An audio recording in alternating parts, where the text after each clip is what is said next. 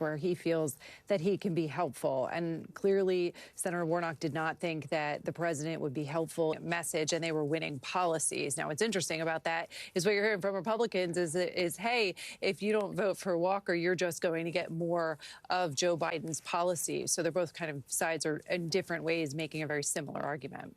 Means that Democrats will have a majority in the committees rather than splitting them. So it'll help them with things like getting nominees confirmed more easily, judicial nominees, other nominees, things like that.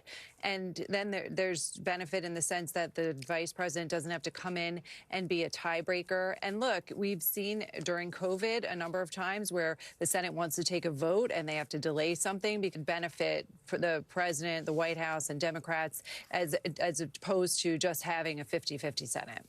Tia, oversight. What you're going to have in a Republican House is a lot of oversight, a lot of investigations into the president, to his administration, into potentially his son Hunter.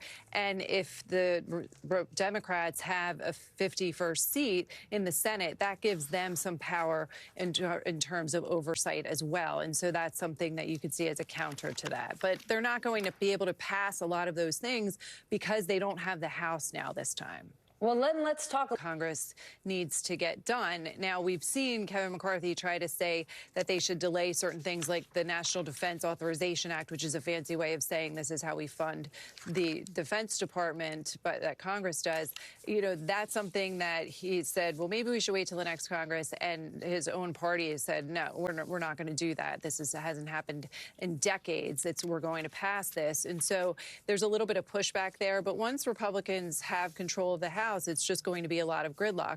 There are some places where the White House feels like maybe they can. There's not a lot of expectation that really anything significant is going to get done. Immigration.